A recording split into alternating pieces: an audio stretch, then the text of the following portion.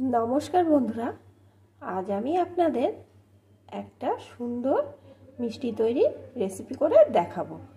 তার জন্যে আমি এখানে প্রথমে 1 কাপ পরিমাণ ময়দা নিয়েছি। এখন আসুন বন্ধুরা, দেখতে থাকুন আমি এই ময়দা দিয়ে কি করে মিষ্টিটা তৈরি করি। মিষ্টিটা তৈরি করার জন্যে আমি এখানে প্রথমে কড়াইতে 2 টেবিল চামচ ঘি দিয়ে দিয়েছি। ঘিটা গরম হয়ে গেছে। এখন আমি কয়েকটা কাজু বাদামকে একটু টুকরো করে নিয়েছি। সেই কাজু বাদামগুলো দিয়ে প্রথমে একটু লাল লাল করে ভেজে নেব।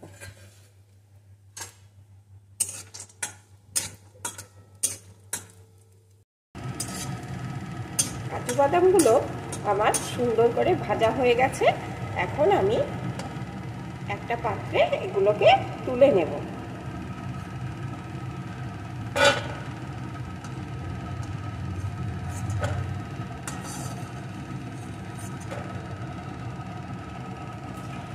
এখন এই ঘিয়ের মধ্যে আমি ওই ময়দাটা দিয়ে ভেজে নেব।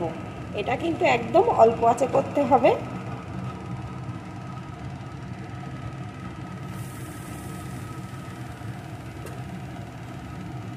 একদম অল্প আঁচে সুন্দর করে ময়দাটা ভেজে নিতে হবে। অল্প আঁচে 5 মিনিট ধরে আমি ময়দাটা সুন্দর করে ভেজে নিয়েছি। দেখুন ময়দাটার কিন্তু কালারটা চেঞ্জ হয়ে গেছে। এই ময়দাটা কিন্তু একদম ঠিকভাবে ভাজতে হবে, নাহলে কিন্তু মিষ্টিটা ভালো হবে না। এখন আমি এই ময়দাটা একটা পাত্রে নামিয়ে নেব। ভাজা ময়দাটা একটা পাত্রে নামিয়ে নিয়ে আমি এখানে কিছুটা পরিমাণ দুধ বসিয়ে দিয়েছি। এই দুধটা কিন্তু আমি আগে থেকে জাল দিয়ে ঘন করে রেখেছিলাম। এখানে আমার 1 লিটার দুধকে জ্বালিয়ে 1/2 লিটার মতো করা আছে। এখন এই দুধটা একটু গরম হলে এই দুধটাকে আর একটু ঘন করার জন্য আমি এর ভিতরে দিয়ে দেব গুঁড়ো দুধ। দুধটা কিন্তু বেশি গরম হলে দেওয়া যাবে না, তাহলে গুঁড়ো দুধটা দলা পাকিয়ে যাবে। একটু গরম হলেই এই গুঁড়ো দুধটা দিয়ে মিশিয়ে নিতে হবে।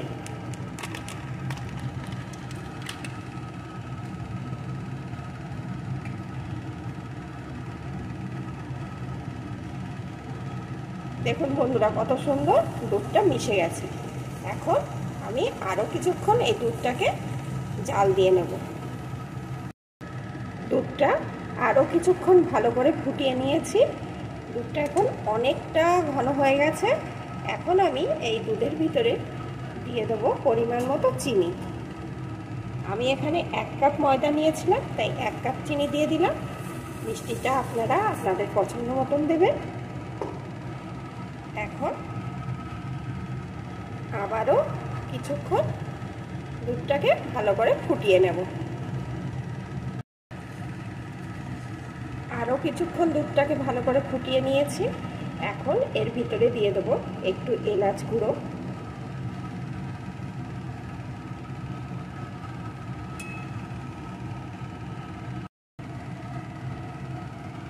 এখন গ্যাসের জোরটা একদম লোতে দিয়ে এইভাবে নাড়তে থাকবো।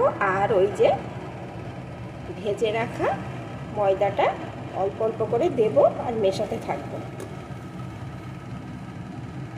এইভাবে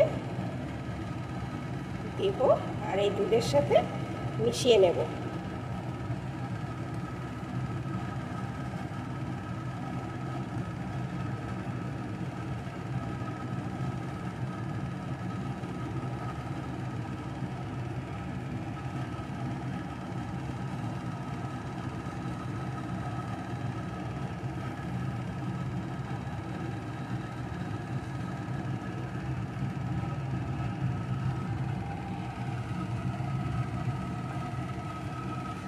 এখন এইভাবে সমানে নেড়ে নেড়ে এটাকে রান্না করে নেব। কিছুক্ষণ রান্না করার পর দেখুন এটা এইভাবে আমি শুকিয়ে নিয়েছি।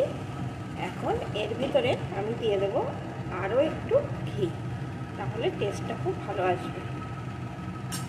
এখন আবারও কিছুক্ষণ এইভাবে নাড়িয়ে নাড়িয়ে এটাকে আরও খানিকটা শুকিয়ে নেব। আরও বেশ কিছুক্ষণ এটা নাড়িয়ে নাড়িয়ে রান্না করে নিয়েছি। দেখুন এটা এখন কড়া থেকে উঠে আসছে, তার মানে এটা হয়ে গেছে। এখন আমি একটা পাত্রে নামিয়ে নেব।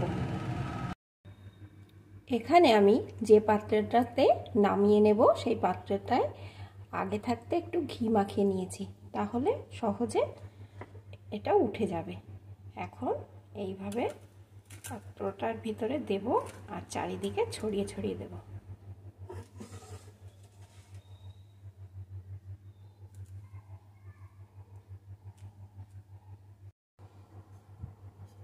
সম্পূর্ণটা পাত্রের মধ্যে বসিয়ে দিয়েছি। এখন আমি এর উপর দিয়ে ওই ভাজা কাজুগুলোকে দিয়ে দেব। এইভাবে চারিদিকে ছড়িয়ে ছড়িয়ে কাজু বাদামগুলোকে দিয়ে দেব।